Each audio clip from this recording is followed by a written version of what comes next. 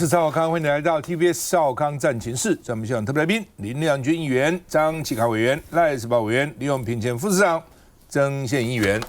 日本选举原来选前的预估，自民党就会打得很好了哈。那这次呢，这个非常的，这二战以后大概最好的哈。那这个光这个自民党本身大概就已经超过2/3了哦。如果再加上维新会他原来的执政联盟，那更是大赢了哈。所以呢，说赌赢了。什么叫赌呢？因为他解散国会，在很短的时间里面要选那在这么短的时间日本昨天有大风雪不过他事先投票就20%了，再加上大风雪大概投票率20%几那自民党就拿了316席所以呢，在众议院单独就破了2/3，就可以修宪了，到了修宪的这个席次了不过他的参议员还是不过半因为他这次只有改选众议员，所以在参议员不过半，他还是要跟维新会来主持联合，否则的话呢，这个他根本不主持联合那个他也够了那我们看他原来只有198席，这是暴涨到316席然后呢，原来最早跟他这个组联合内阁的这个公民党那后来组了一个新的党叫中道革联盟，席次呢两个党从167掉到49，就知道这么可怕，一个党可以一下子掉到这个我看掉了多少118席，一次选举可以两个党可以掉这么多这不稀奇我印象里加拿大曾经有执政党选完以后大概掉了几乎是0席，原来是执政所以你要这个民心的向背、选民的改变，其实非常快速的好，那维新会跟自民党主持联合政府，原来36掉了2席，变成34席了那现在变成，其实自民党一向是一强多弱了，就是自民党特别强，其他比较弱。但是上次自民党没选好，因为主要是为了政治现金问题，有30几个国会议员被自民党停权，不能再选了。这次高市通通找回来选，这是有实力的有实力，管你以前干了什么事情，先找回来选，选民也无所谓也不在乎那上次因为这些人都不能选了，有将近37还多少不能选了所以呢，那些人新的来就不见得选得上那另外呢，说容易推动修宪了，所以呢，日本可能变可开战的正常国家。因为呢，二战以后，麦克阿瑟去搞了一个和平宪法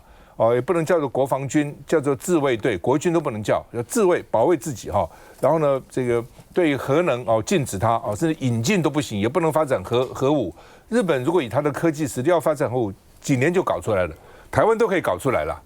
只是呢被抑制了。那所以呢，日本可能会变，至少先从引进核武，比如说核子潜艇什么开始。刚好川普现在自己又不想搞，就像你们韩国日本什么，你们都自己去负你们的责任，所以有可能他会引进核武那会不会扩军？会不会修宪？所以呢，这个有评论者说中日关系更跌宕，就是也有人讲高市当然她是女性然后年轻有活力他在拉票的时候说，我奋斗了30年才爬到今天这个地位，如果我到时候不过半，我就辞职不干了所以他要同情他。30岁的以下的女性90%都投他然后呢，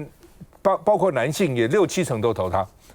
所以呢，投票率是非常高的支持他的投票率很高。另外就是中共中共是他这是最大的助选员，因为呢，反正中共也是民进党最大的助选员。但中共我不懂你为什么要这样做呢？他无所谓，为什么？他这些官员只要拍上面马屁，上面高兴就好了，对不对？然后那些极端的狂热的网民高兴就好了，他哪管那么多反正我会管你的，对不对？选赢选输又怎样？你日本还是个岛国又怎样？他根本不在乎。但是实际上呢，你自己想，当外面力量来的时候，他内部一定团结嘛。再怎么内部问题都不重要了，一定一致对外嘛，一定是这个样子的。所以呢，也有人讲说，这次呢，中共是他最大的助选员这个所以高市呢，当然也有人说他以后会更强硬，我认为也不会了因为你一旦当选以后，选举是一回事，一旦当选以后，你还是要维持一个正常的跟旁边的这个邦交。当然也有人问高市说，你会不会去参拜靖国神社？高市说他要营造一个环境，让邻国以及让这些反对他的这个国家盟国都能够了解为什么应该去敬拜去这个祭拜这个对国家有贡献的这些军人。所以看起来他是想去的看怎么样能够减少阻力而已。我们看一下。日本防卫大臣小泉进次郎众议员改选赢了。老将麻生太郎成功16连霸，自民党欢呼声不断。包含前赛车女王森下千里扳倒10连霸的中道联合干事长安住纯。日本をレッド強く豊かにしていく。还有高市早苗助选拉台的台湾女婿山口敬也成功重返国会，自民党狂扫316席，单独过半，还罕见出现票赢太多，类似台湾不分区立委的比例代表得让一席。比例代表では名簿に載せた候補者が足りず。他の政党に割り振られる異例の事態にもなりました。这场压倒性的胜利，群高市早苗将个人支持度转化为选票，重燃日本年轻人对自民党的热情。选后对外关系，3月中旬将举行美日元首峰会。川普先发文恭喜，这是2战后第一次自民党掌控超过2/3的超级多数，祝福推动以实力维持和平的政策时取得巨大成功。She is a great ally, great relationship with the president, and when Japan is strong, the U.S. is strong in Asia. 外媒方面，路透形容日本铁娘子惊人的胜利，为减税与国防政策开辟了道路。来，施宝兄，这次的高市早苗的大赢啊，可以讲大赢啊。你可以看到，国际的反应普遍都非常好，他自己的股市涨了5%，然后日元止跌等等的哈。可是你仔细看，大家会关心几个问题的。第一个，区域是不是更紧张？原来中国大陆跟他进这个进那个，现在看起来效果也没有，反而更加的让整个日本人更加支持这个高市。所以呢，这里面就会回应到现在这个很多的世界的报道都这样子报道，就是川普上来以后，全世界走向更极端的一个政治，也就是说，过去来讲要走中道。我现在走比较中道，这个大概现在都要不 work 了哦。这是中道就很惨了。中道很惨，你要走中道，所以这里面也给台湾的政坛人士要认识一个东西啊，全世界政治是越来越极端。你不觉得川普非常极端吗？川普的 MAGA 是吧？他就是一切以白人为主，一切以美国为主，其他东西你们自己管。好了，那我们就要看亚洲来看的话。川普当然非常高兴啊！川普讲什么？说在推动你保守理念，讲他是保守理念哦，以实力维持和平的施政议程上，实力维持和平的施政议程上取得巨大的成功，这等于把他夸得像什么一样啊？说你有实力，你有实力啊！这样做，你看你支持度这么高，民调这么高。这里面就刚才回到主持人刚才所提到的，这边老共帮很大的忙啊！你越打压，你看旅游不行啊，稀土禁运啊，这里面海产的禁运，结果他来讲的话，你就发现适得其反哦。这第二点话强调，那么第三点话强调说，那未来呢，外界就很关心的、很担心的一个东西，会不会军国主义护我？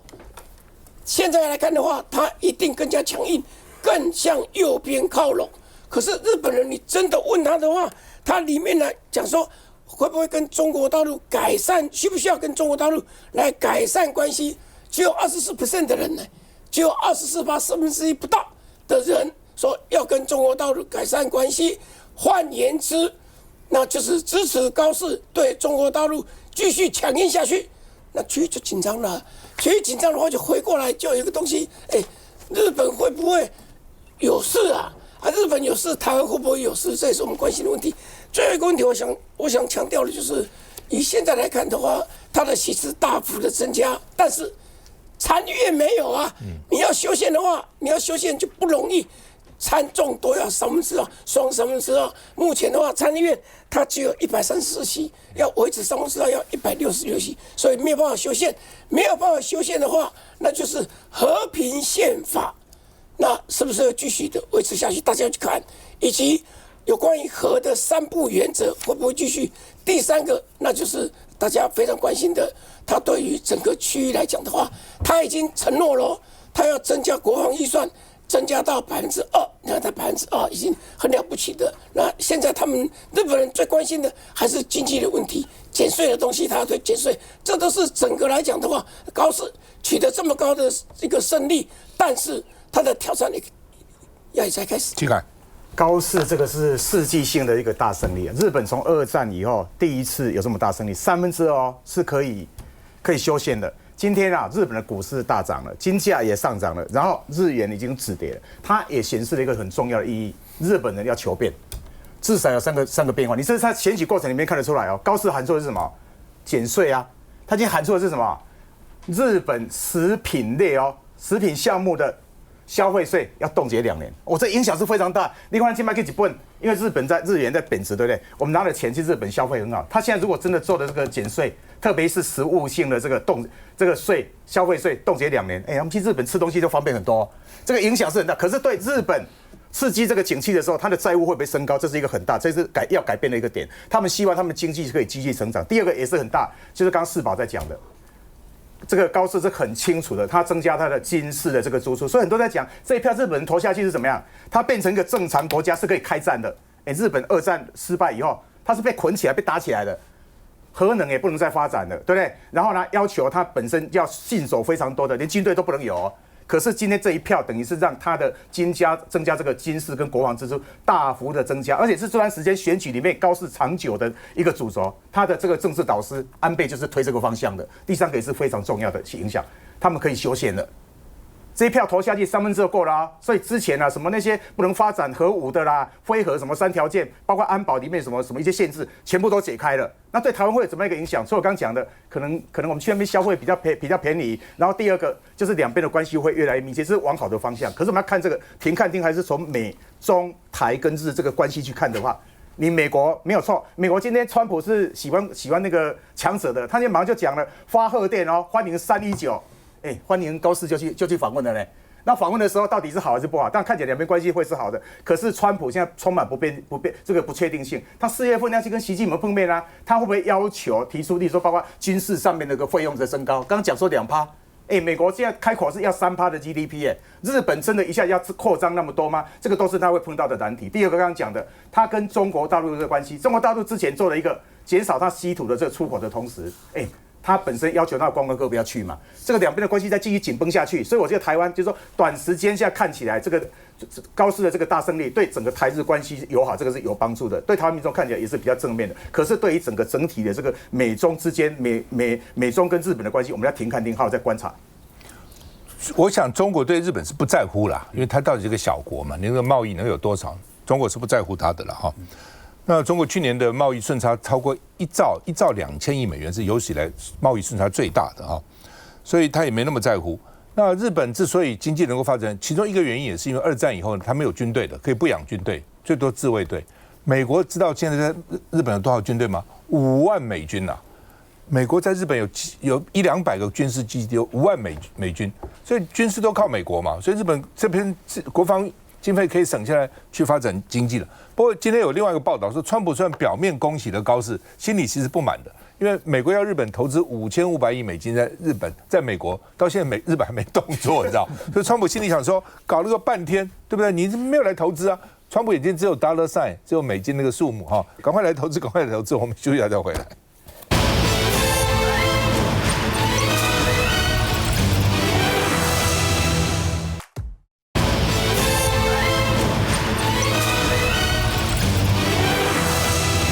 好，那么高市啊，这个在2战以后破纪录啊，这个自民党1党早先说过半，现在到超过2/3，还传出来呢，因为他的那个不分区啊，提名人数不够，没想选这么好，还差14个，就是他报的不分区通通当选了，还差14个，等于拱手让给别的党哈。我们看一下它有什么影响。高市早苗一一贴上象征当选的红色纸玫瑰花。日本自民党这回在众院大选中狂扫316席，取得空前胜利，也激励日股周一开盘上演庆祝行情。東京株式市場では取引開始直後から買い注文が膨らんでいて、日経平均株価は大幅な上昇となっていて、初めて55000円台に乗せました。日经225指数盘中一度暴涨超过3000点，强势站上了57000点关卡，显示自民党胜选效应正在发酵。不过在汇市方面，可能面临两样情。一方、外国為替市場では積極財政や消費税の減税に関して財政負担が改めて意識されて円を売る動きが出ていて、円相場は1ドル157円台と先週末から円安が進んでいます。高市选前坚定喊出要让食品消费税在2年内归零，政策虽能减轻民众生活压力，但沉重的财政负担却也可能导致日元继续疲软。その信任が得られ、政権基盤が強化されたことで高い力の政策を推進していくと見られます。而自民党大胜也等于定调未来高市的执政走向，特别是关于安保改革以及修宪。また憲法改正については、衆参それぞれの3分の2以上の賛成で発議できますけれども、このうち衆議院では、数の上では発議が可能となりました。一方、参議院は少数与党のままですので、こちらはどう進むかは見通せません。至少在众议院已经跨过修宪门槛，日本未来的政经方向将更加贯彻高市意志。当然，他这个是奇袭了啊！突然解散国会，突然选啊，所以达到效果哈。那也是胆子很大哈，但是他说面临的4大地雷，特别是财政哦，你这个减税那个减税哈，那这边又增加军费，会不会像英国那个女首相啊特拉斯干没多久就因为财政政策下台了哈？那另外呢，日本的债务占 GDP 到230%这么高，那高市呢又要扩张它的财政，所以大家都担心股市固然涨，汇市它的日币还能守得住，日币已经贬了，原来贬了150、160。哦，现在会不会再贬了180，也是大家关键话题。杨平怎么看？高市这次的大胜哦，当然有很多的因素，但是最主要还是他的个人魅力。因为日本跟台湾的社会有一个很显著的不同。大家觉得说台湾的社会很政治化，确实是你到处哪里去吃饭什么，大家都听到会热烈讨论政治。日本没有的。日本的对政治非常的冷漠，因为日本长期呢，它都被那个派阀政治所控制，特别是自民党，所以呢，年轻人女性常会觉得说啊，我去投票，干母差。我之前几年前去日本参加过一个女性政治人物的论坛。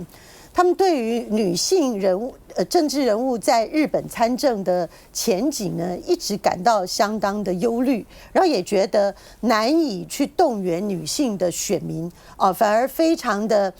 羡慕台湾，说哇，你们台湾怎么市议会1/3都是女性然后立委这个女性也这么多，表现很好。当我跟他们讲说，在台湾呢，如果一个家族要选继承人的时候呢，女儿比儿子吃香有的时候呢，宁可选媳妇也不选儿子的时候，他们都非常的惊讶震撼。那我觉得高市的一方面她是女性，可是她的政策呢，其实很被那个右派的男性所喜欢。再加上呢，他没有从政之前呢，他又是那个摇滚乐团鼓手，他不是跟那个李在明在那边打鼓嘛，打的那种，就是说他的整个，然后再加上他又采取奇袭，就是说那些在野党的被他打得晕头胀脑的都不晓得该怎么办，然后大家勉强才要联合，当然会选得很差，因为你那个中道联合，大家还不知道他是谁，才刚刚组党就忽然要投票，那当然这是他的制度保障给他的这个执政党的一个权限啦。可是总体而言呢，他也是真的抓到了很多现在社群媒体当道的一些选举的技巧，才能够创造了日本选民的热情，创造了女性跟年轻人的选票。但是这些事情很多人会把它归类叫做荷尔蒙政治。可是你荷尔蒙政治呢，你一时之间的兴奋感你总会降低啊，那你总是要面对柴米油盐的现实啊。那这个时候你的政策有没有永续性，有没有可行性，就成为一个非常严重检验的标准。大家真的想想看，一个国家的财政跟我们家庭的财政是一样的吗？你一直都要说我要加大这个支出，我要买豪车，我要买房子，他现在要买昂贵的武器，然后他要这个提供很大的财政，他要支持他的 AI， 支持高科技等等。可是呢，另外一方面他又不要增税，他要减税，对不对？他要把那个消费税8%的消费税呢，在食品类他要这个冻结，不要收。那你收入面减少，然后支出面狂增，再加上日本已经是债务全世界第一的 GDP 的230%。说真的 ，GDP 230%是很可怕的数字。可是为什么它没有像美国一样，它是世界第一哦，它比美国严重很多。可是大家为什么没有觉得日本要倒？因为日本人的债都是卖给他的国民，那他的国民呢不会觉得说政府要倒闭，所以我要把债卖掉，然后叫政府还钱，它不会产生这个效益。可是你也不能够无限制的一直借债呀，因为这样子国际上会觉得你有问题呀，日元会不保啊，各种的投资大家也会有疑虑啊，所以它的问题这是内政的、经济的。那我觉得高市无论如何，当他众院过了2/3，他有没有办法不去面对更加军事的扩张或者正常国家的诉求？虽然说现在他的参议院他还没有办法同时过2/3，可是当这个修宪的诉求来了，日本他在战后呢，这个和平国家的宪法如果一旦被突破，紧张的只有中国大陆吗？是整个当时被他入侵的各个东南亚国家都非常震动，都非常的震撼呢。好，川普呢这个发文呢祝贺高市早苗，说他是历史性大胜，很荣幸为他背书。朝日新闻开始就骂了，说我们还在选举，你川普来背什么书啊？你已经介入我们的选举了，但川普不管这一套。你看我为他背书，他果然大赢了，我有是很大的功劳啊。那另外呢，高市早苗也连夜发文，衷心感谢川普，就彼此呢互相拉抬哈。那另外呢说，虽然川普表面道贺，私下暴怒，不满日本拖延了5500亿的投资而且呢，他觉得日本好像想反悔那另外呢，《纽约时报》说，之所以日本会赢高市早苗，是因为对中国强硬，而且呢，经济政策选民压倒性的支持他。那另外，大陆学者说，中日关系恐怕会进一步恶化。我们看一下，以后高市早苗就可以。他不在乎任何的在野党，也不用看任何在野党的颜色，日本民意支持高市早苗他现在的这种亲美抗中挺台的路线，认为台日关系只会更好。日本众议院选举首相高市早苗所领导的自民党在众议院总数465席中囊括316席，突破众议院2/3修宪门槛，被封为地表最强。毕竟自民党失去众议院的控制权，7个月之后，高市早苗大胜，重新掌握国会。外交部也发声，期盼台日提升为全面伙伴关系。日本朝野各界对支持台湾国际参与以及深化台日友好交流也有高度共识。总统赖清德第一时间也表达祝贺，自民党这次胜选体现日本选民对高市早苗首相的领导能力信任和期望，这是对他执政能力的认可，却遭民众党大酸。反观民进党不循正道，只想以毁宪乱政的独裁作为遂行己意，却欠缺勇气辞职重新大选，直面民意。绿营坦言很难将高市早苗模式直接复制贴上，但议题操作上或许能调整做法。梁振军，我想在这一次日本的大选当然看到说这个自民党大获全胜那席次非常非常的多到满出来，然后还要分给其他的政党。但我觉得这个其实呢可以看出说高市早苗他个人特质的这个亮点也深获日本选民的这个喜爱那我想过去这个上一次选举自民党因为这些政治献金案的关系导致他有点这个就是在国会的选举上面失利但是这一次很明显的是高市早苗在政策上面获得全国人民的认同，他把这一些过去大家在面对自民党的这些批评跟什么的，但是他把整个战场拉回到政策面。这次他在胜选之夜的时候，他昨天讲了什么？他讲说，包含在经济政策上面然后强化安保政策上面，以及未来要提升情报搜集上面，他是非常的直白讲出接下来他要做的事情那他也直接坦言说，这一些政策方向在未来还是会受到很多的抨击跟批评，但是他认为这是日本现在该做的事，也应该要做的事，让整个国家能够提升整个经济体质。所以我觉得在接下来，当然这个日本的政坛现在虽然过了这个自民党过了2/3之后那在整个日本经济面上面有没有办法真的来去提升？我觉得接下来就有一个部分，其实大家值得观察。那我也很想要知道高市早苗会怎么做，因为当全面执政的状况底下，如果你过头了，其实它也会引来反效果。所以我觉得我还蛮期待高市早苗在这一次在自民党国会大获全胜之后，接下来他怎么领导这个国家往前走，让其他的在野党，这次其他在野党当然一定还是会有各种在政策上不同的声音，但是怎么样去跟自民党互动，高市早苗怎么带领其他不同声音的人继续往下走，然后真的去做到他所提出的这些政策改革，我是蛮期待的。赖宪颖，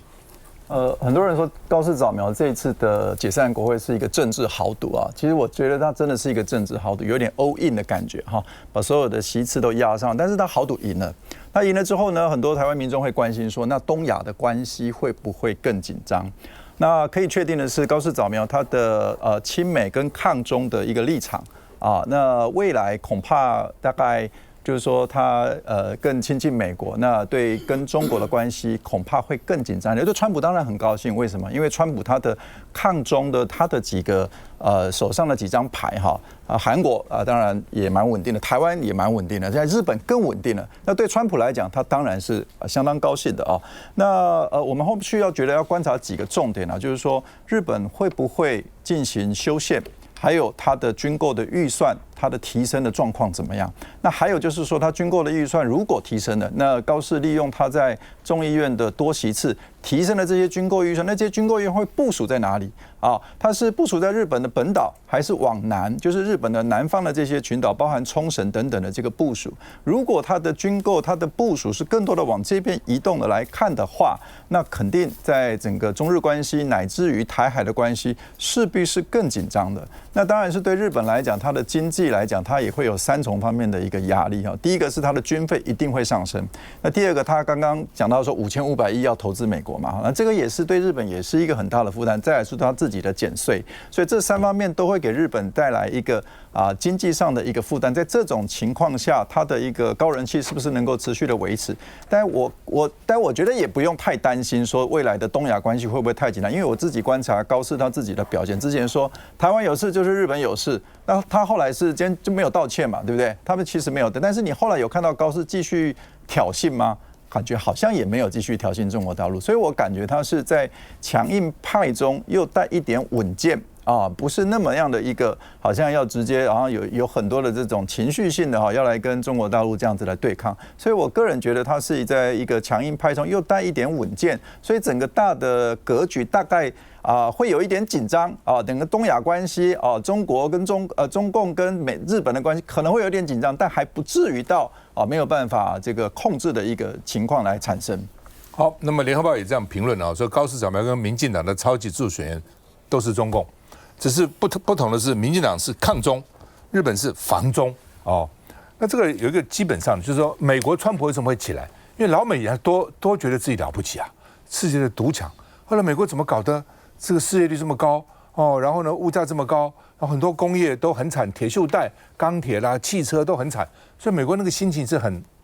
不准的，觉得自己原来那么强，现在变成这样，所以川普一说要这个 MAGA 让美国更这个恢复一样的伟大，选民就会来了。日本其实是一样的，我几年前到日本去看，日本年轻人一点信心都没有，因为日本经过那个经济什么20-30年，日本经济是停滞不前的。银行利率到0%还负了，你存起来你要付钱给银行，不是银行给你啊，到这种地步了。所以日本他心里面，日本原来在亚洲是独强啊，大东亚共荣圈。2战的时候要把这个左打亚洲，打中国，打新加坡，打香港，打马来西亚，打印尼那边去打美国珍珠港，日本这样干的，日本怎么变成这样呢？所以其实对很多日本人心情也是很不准的。所以这个时候外面的压力越大。哦，就中共要这样说，叫这个高市把你讲的话，台湾有事，日本有事，吞回去，他不可能吞。我在节目也讲，我在广播这边的，他不可能吞，他吞他也不要干了嘛，吞他就垮了，他怎么会吞呢？只是因为大陆的制度跟民主国家不一样，他没有这样的选举，所以他不太了解在正常民主要选举的运作中，要怎么样才能赢选举。大陆也不管这一套，反正因为他的制度不是这样嘛，他的官员只要上面满意就好了嘛，那管那么多呢？所以呢，他这样越打压高市民调就越高，所以高市趁机哦，趁着这个什么经济啊，这个大陆杯葛它经济还没有显露出的不好的影响的时候，赶快解散国会，赶快选就大赢。就是他了解怎么样，就像新加坡那个时候呢，提前改选，为什么？因为纪念李光耀，一改选，哇，原来人民行动党不行了，一提前改选大赢，道理是一样的。休息一下再回来。